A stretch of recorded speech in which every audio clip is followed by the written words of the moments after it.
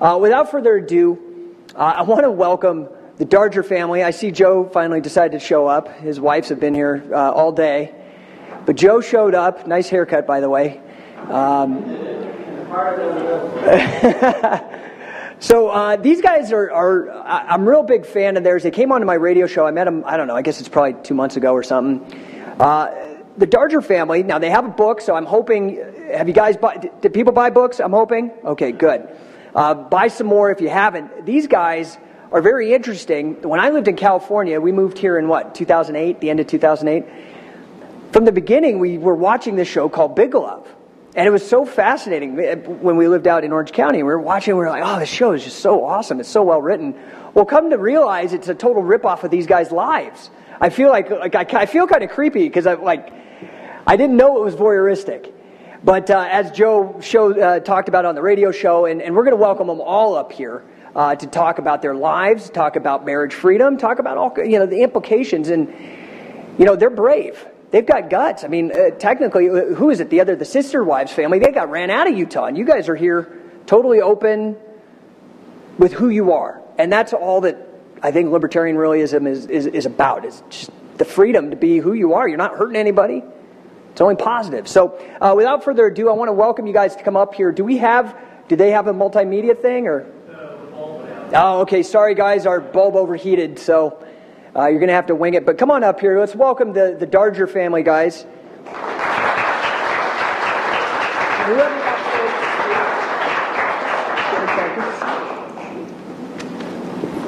So hi, I'm Alina. I'm one of the three wives. Brought with me Joe, Vicki, and Valerie, and we'll all talk a little bit to you today. We live here in the Salt Lake Valley, and between us we have 24 children. So we're busy. We keep busy. And like he kept saying, I get to leave them at night when I go home. We don't. We keep them with us. So, anyway, up until a short time ago, we were just like the other, polygamists. We prefer plural families. There's about 38,000 of them in the Intermountain U.S. area total with their families. And we were just like them. They're quietly working. They're lawyers, doctors, dentists, accountants. Maybe your next door neighbor. You don't know. You may interact with a polygamous person and never know by looking. But we were kind of among that, same idea. Just keep your head low, keep working, and raise your family.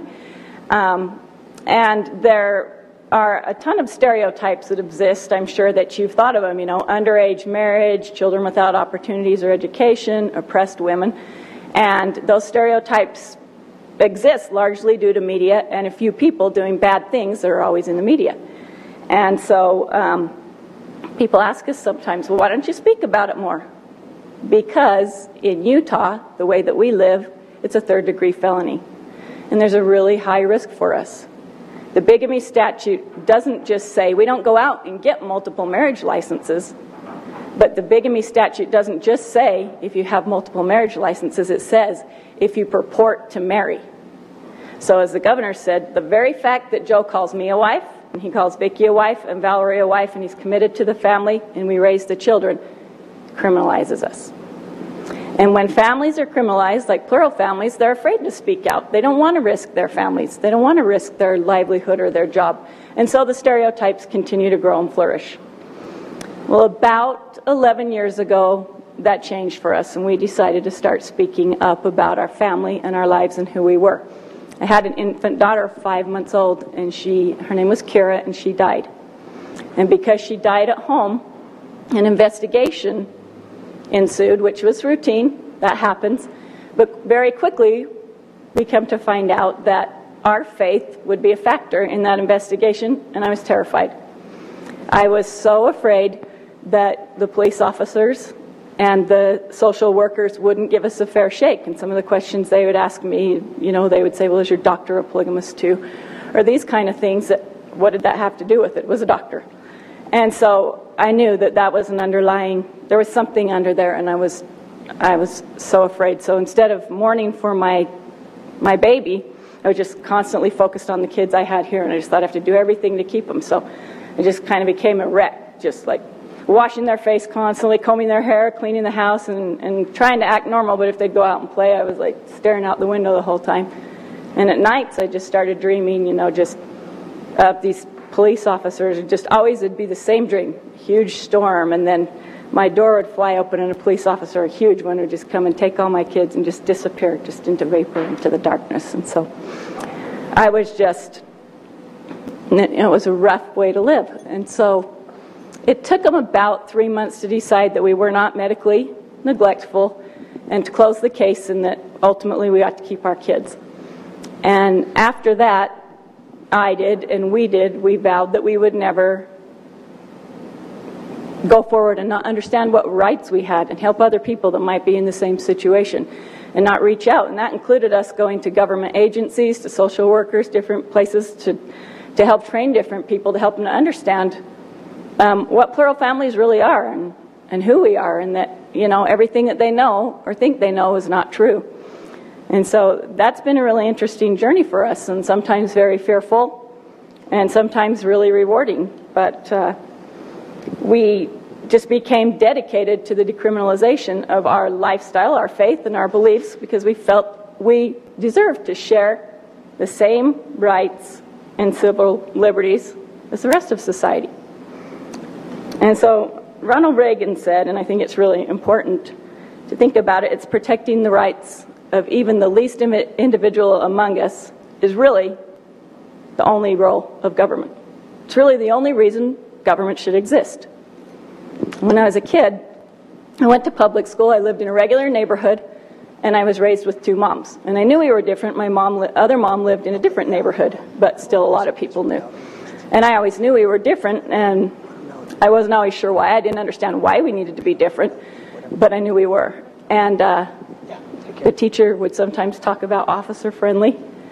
And for me at school, officer-friendly was not Mr. Friendly. Officer-friendly was someone that would come to my house, arrest my dad, and split our family up. And that was a big deal. That created a lot of fear for me. And this is one reason why we talk about it, because really there's a lot of fear in our communities and in the families that I know. And it became really real to me in the way I acted in my life. I was 14 years old, walking home from school with a girlfriend, and a man pulled up to the side of us in his car and started yelling to us to come over to the car. And we didn't walk over there, but we looked over and we could see he had his pants down. And we're 14, and we just, whoa, we laughed and took off and ran home. Well, when she got home, she immediately went and told her parents. And when I got home, I immediately went downstairs in my room and didn't say a word to anybody. Because in my 14-year-old mind, if I tell my parents, they call the police come to the house, they see my dad's a polygamist, they take my dad away, our family splits up. Now I can see that's irrational, but at 14, that was my worldview. That's what it was. So I didn't call anybody. And my friend did, and the police officer called the house and said, "Can I talk to you?" And I'm like, "No, I'm not talking." My mom's like, "Talk to them." And talk to him. It's okay. It's going to be fine. She was like, "What is going on with you?" But I was so afraid. So I rather would have just, been exposed to that and not said anything. And that's one of the problems that exists when you take an element of society and you push them down like that. And so we're here today to share with you our family and our faith, and even the possibility that we have for freedom for the least amongst us.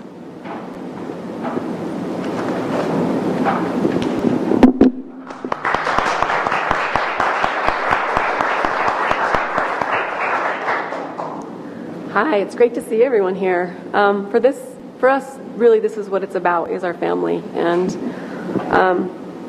obviously, closer, down? Okay.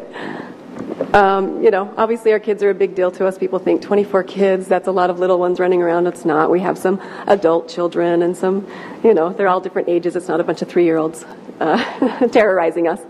So, but what we do is we try to raise them with our family values of unconditional love and respect for one another. We put them first. Like she said, we were all raised in typical suburban neighborhoods, went to public schools, hung around with the neighborhood kids. We knew our parents loved us.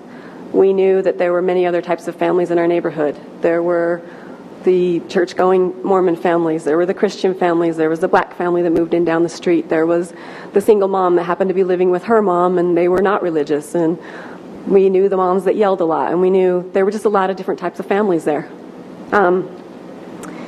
And we blended in quite well, I think, and played with all the kids. And not until you get to about 4th or 5th grade, you start thinking, oh, we're not really accepted. All these other families are still going on and they're fine, but we're just not really blending in, and it's just not really going well. But yet to us, it's the norm. It was our normal. It was loving and a great place to grow up. Lots of family, and our families were large, and that was different, but it was so normal to us. Even though that was normal, our story is a little bit unique. Joe and Alina and I kind of all started out together, which isn't typical even in our culture. But we had committed to the type of family that we wanted, and we started working together towards that goal.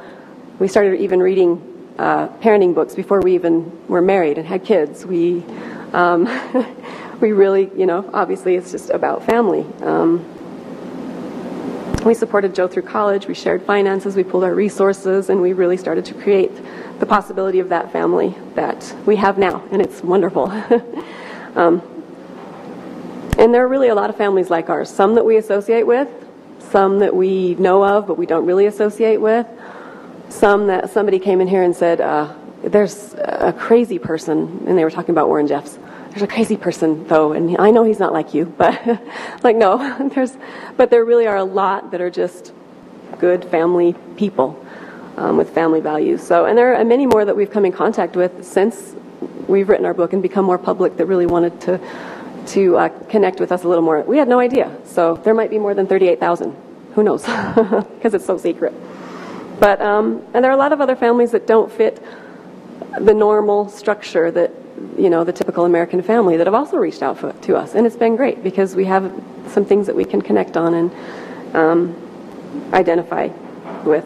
So, what is a family? To us, it's an adult or a collaboration of adults who are committed to working and to raise children to become responsible adults in an environment of authentic love. So we provide the things that they need. We provide clothing, food, shelter, and that environment of love and nurturing.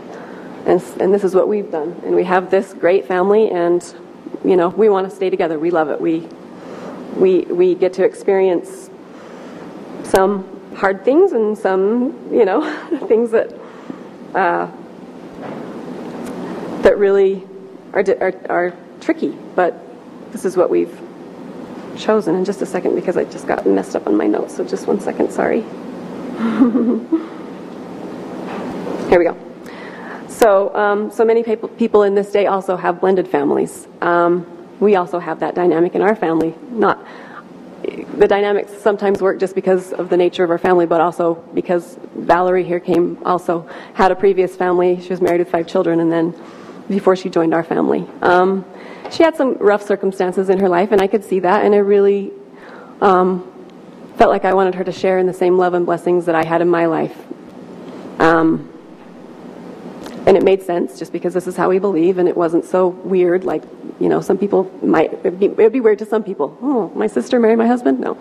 But I really wanted her, to be part of that. And of course, it was actually Alina and I that approached Joe about the possibility of that first, You think about it, and some people I think the man gets a bad rap sometimes in this lifestyle because he really already had a huge responsibility. We had 11 members in our family. And for him to take on, not let alone a wife, but with 5 kids and expand our family to 17 people, that's a big commitment. That's not something that you take lightly and go, oh, well, I'm going to get these benefits. A guy doesn't do that. There's cheaper and easier ways to get, taken care of that way. It's like with less commitment, it's just not what it's about. So a big family, and we had to really adjust. We are now, sharing in the joys and sorrows and the triumphs and tribulations that you have with any family, but sometimes bigger in a big family. So is there such thing as too much love? No, I don't think so. And we're creating possibilities of even more. We're leaving a legacy of love for our children. And hopefully a legacy of freedom, and for them to be able to choose, and they know they get to choose, their path and their lifestyle. And some have already chosen differently than us. They're still part of our family, and we still, accept them. So a lot of people wonder not only why, but how we manage such a large family. Like I said before, we do pool our resources, and it really is sort of like an economic co-op. We really have to work together a lot. We've learned a lot of tricks to help us, just financially. We do buy in bulk. We buy a lot of secondhand. We do hand-me-downs. We do, used cars, you name it. We figured out how to do those things and make it work. And so when we've been very blessed, so we're pretty comfortable. But then we also have to manage, a house, and how do you manage that many children and all the schedules and working and things like this. And so we kind of sat down and talked, and we discussed, okay, here, what are the responsibilities and how can we divide those out? So for me, it's great. I don't have to cook every night. I like to cook, but it's not always fun to cook for, kids' meals. So if I want to cook, I can, but I don't. I do 2 nights a week, and I think that's great. That works for me. I don't have to do, all the laundry all the time, but when I do, there's a big batch, and I'm fine. And it's just, there's different ways that people choose to structure their families, and this is all part of ours. And so then we divide the responsibilities as far as like I will make sure that the bills get sent off and paid, and Alina will be in charge of making sure the groceries are bought and brought home and different things like that. So it actually works really well for us. We don't have to do daycare. We have a mom at home all the time, and the kids, for the most part, get along pretty well, and they call each other siblings. They're proud of it. And especially since we've written the book and come out public, it's been good for a lot of them to feel like they can be proud of it and not have to, not talk about it or kind of put their head down if it's ever brought up, and they can be open about it with their friends and not worry if they have to, want to invite one of their friends over and are they going to know, because really, some of them have brought friends over and they had no idea. I'm like, you didn't warn them first? That's kind of awkward. And so, in fact, one of them came one time, and Joe happened to be giving Alina a smooch. And the girl looked at it and she goes, "Isn't that your mom?" And my daughter's like, "Yeah." Or I don't know who she said, but she's like, "Yeah." And, well, why is he kissing her? It was pretty much a shock to her, but so we've had some pretty interesting experiences. It's fun. So in each child has chores that they're responsible to do. We don't provide, cell phones and iPods and video games for our kids, but they do buy those things. If they want to, they find a way to get them, and I think it's great. It's up to them. It shows what their grit, and if they, we'll provide the sports things and the bikes if we can and things like that. But there's just a lot of things that are just expected that their friends get that we just don't necessarily give them. So. In closing, my hat is off to people that, especially single parents and other people who want to raise their families, how they choose to structure them. For me, I would rather share a husband and have the support structure that I have and, let other people do it how they want to. And it's not a decision that I made lightly, and I'm definitely deeply committed, but I've often thought that even if it wasn't for my faith, I might choose this lifestyle because of the great that it's been in my life. So it doesn't mean that there aren't challenges. We don't hide from that. Yes, we get jealous. That's a big question. We get asked a lot. It's true. It happens. Sometimes we feel outnumbered by the kids. It's overwhelmed. I think that's parenting in general. I look at other moms that have 2 or 3 kids. They feel overwhelmed. I sometimes look at them like, hey, I got it pretty good compared to them. So again, I just think that we're pretty typical.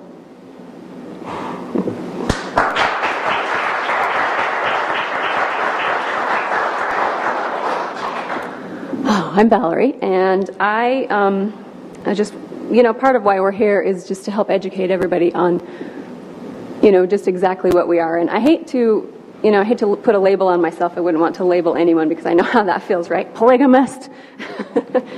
And so a lot of people would refer to us as what's called an independent fundamentalist Mormon.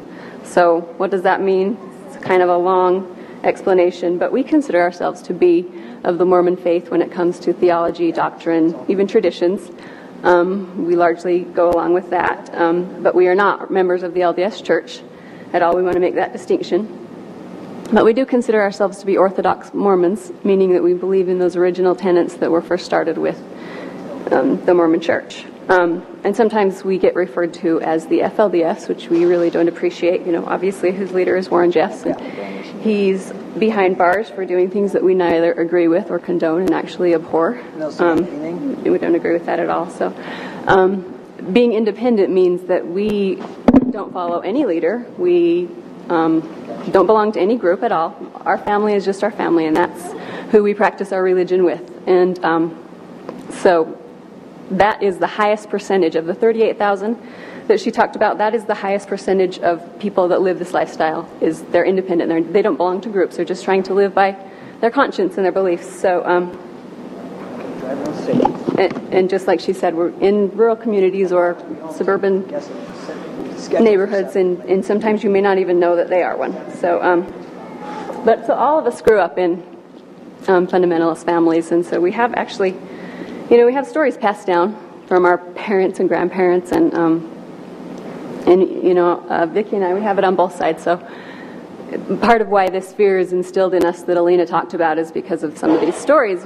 My dad's dad, so my grandfather, spent almost 7 years, 2 different prison terms behind bars in Utah State Penitentiary for his belief and practice of plural marriage.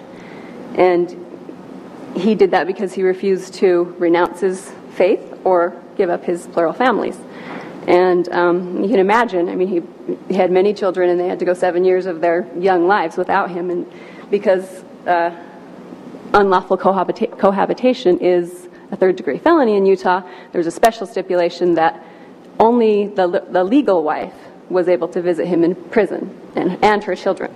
So, in order to just be able to see him, they would, the family would, I think through the legal wife, she would go and say, okay, so-and-so and her children are going to drive by, back when you could just drive right by the prison, but they're going to drive by, and you be outside, if you can, be at 3 o'clock or something, and they got to wave to him. That's where they got to see of their dad for all that time. So, and those were some fearful stories, which caused then my dad and all his siblings to, okay, we're just going to keep our heads down, and hopefully nobody will notice us, and nobody will, see what we are, and just keep your head low.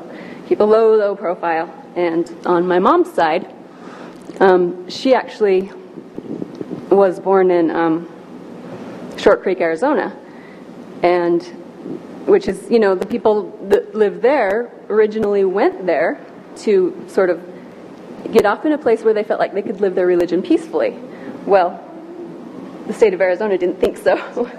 So the Attorney General staged a raid there in 1953, and they came in the middle of the night, these car lights coming into this community, and it's out in the sticks. There's dirt roads for miles, and these bunch of car lights are coming down the road, and they the people of the community pretty well figured what was going on. Well, actually, my mom didn't even live there at that time. Her mom had moved her and her children to Salt Lake because she didn't want to live there anymore, but she came back for a visit, having family there. So she happened to be visiting at the time of the raid. She's not going to go, oh, we don't really live here, and they're going to believe her, right? And so so they just gathered up all the women and children, rounded up the men, and then went around from house to house to make sure that they hadn't missed any or that none of the men were hiding. And so my mom, she tells this story. She's laying in a little bed with the covers just over her head. She's wearing a little nightgown, and she's 8 years old.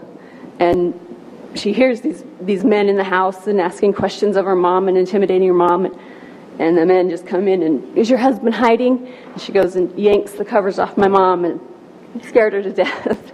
And so she has, when she sees us come out publicly, she has real fears. She sometimes just shakes and she worries so much for us because she knows firsthand what that feels like, to have the government come in and really just intimidate and use their power.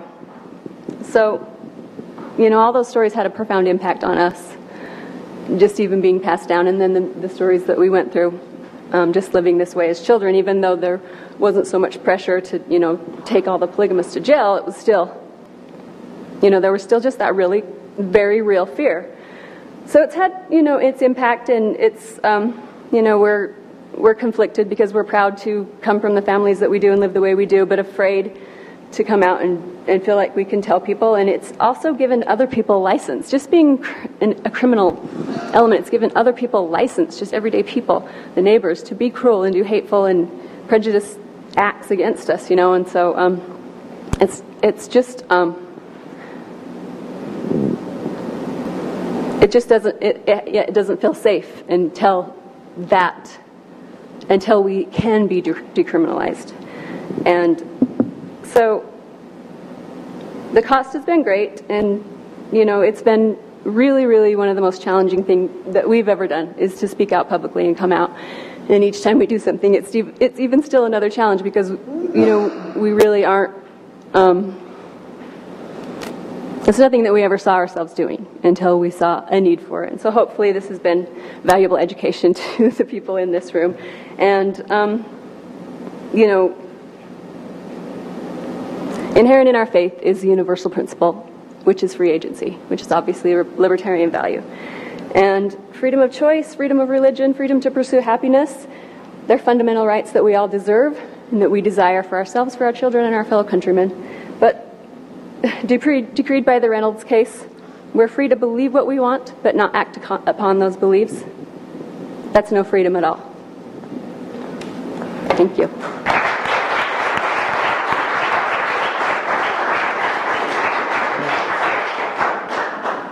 People talk about their better half. I'm humbled. I married up and up and up. One of the things I like about polygamy in the political context is that it doesn't really fit very well into a box.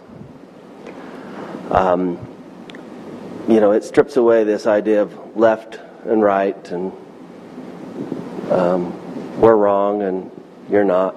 We're right, you're wrong. That's typically associated with political labels and political issues. And I think if you look for the issues that no one wants to claim or the constituents that no one really cares about, then you know where you're standing on principle. And it's interesting, just a confession, I've spent most of the day over where there's 4,000 delegates at the Republican Convention as I listen to people talk about these principles they stand upon. And when I actually start asking them why, and if you just ask somebody why do you believe that, you really can kind of find out where they're at. On the left, you hear this talk about personal choice, but when polygamy gets brought up, they're very quick to condemn us based on their religious stereotypes. And they seem to think it's impossible that women could choose this way. And then with many of my friends on the right, they talk about family values, they talk about limited government, they talk about religious freedom, and yet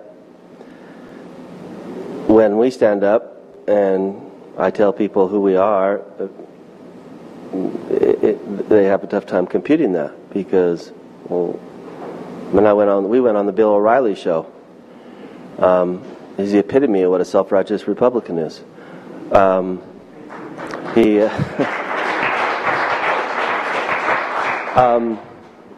Once I talked to his producer, we were all four had flown out. We're going to come on the show. I talked to his producer while we were in New York, and I said, "Yeah, what's more Republican than this? We're about family values, government, less government, and religious freedom."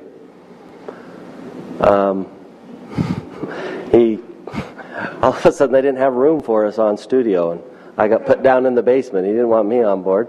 He thought he could intimidate my wives, who actually that was the wrong mistake. He should have had me on board. So, ironically, it's the conservative organization called the Institute for American Values. They did a coalition on marriage. They said, we're going to define what marriage is. And they said it had 6 components. It had a personal bond. It had a sacred promise element, right? It had a sexual union, I had a family-making component and financial partnership. And their sixth thing was it had a legal contract. Well, we have 5 of those 6 elements. We're not asking for a legal contract. We don't want legal recognition. Really what we want is the government just stay out of our lives. Thank you.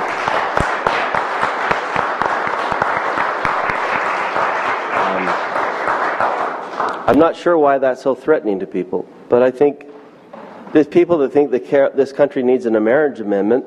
Instead, what they need to focus on are the amendments we already have and living by them. You know, amendments like freedom of religion and freedom of speech. I mean, that's the ironic. You heard it in both of my wives, and we were conjoined. I just barely made it here, so I really had no idea what they're going to talk about. But I mean, we had some general ideas who was going to cover topics, but this idea of freedom of speech is really important if you realize what the element is. Because I purport to be married, because I call these women my wives instead of mistresses, that's why it's a felony. Because I'm standing up here in public and saying that I'm married is what makes me eligible to go get locked up. Despite the fact that I'm looking at Brigham Young right here in our state senate.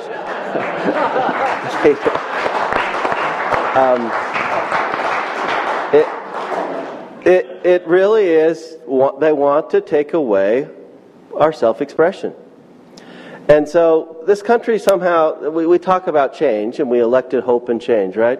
And we're supposed to be happy that somehow in half the time we've doubled the deficit.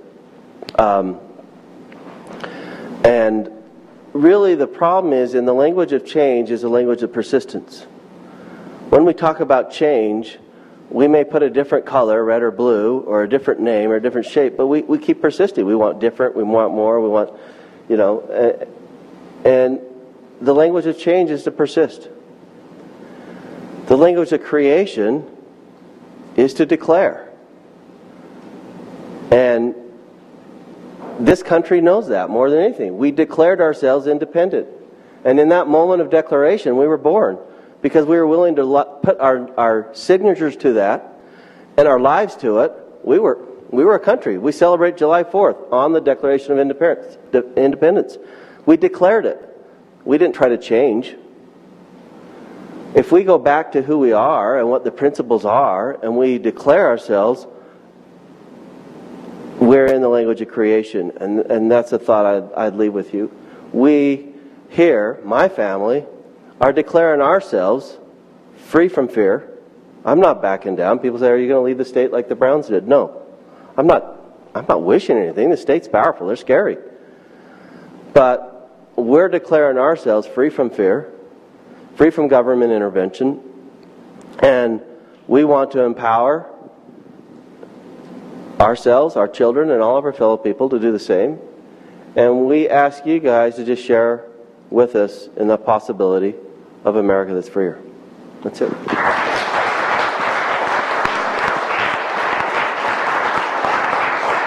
Thank you, man.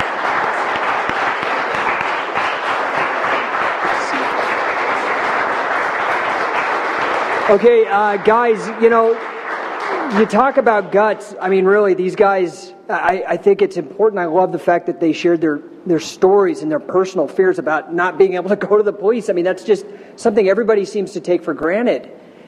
And how that's got to just play out in all these different ways, and the risk that these guys are taking for freedom. It really is impressive. So, unfortunately, what I think I'm going to do with the Q&A, because I'm just afraid with all of you, it's just going to be a giant can of worms. What I would like to do is maybe, and also hopefully spur some book sales for you guys. If you guys want to talk to these guys, buy their books, help them out, okay? What's the blog? What's the website? Love-times3.com. Love-times3, and it's all spelled out. It's not like X or whatever. Love-times3.com.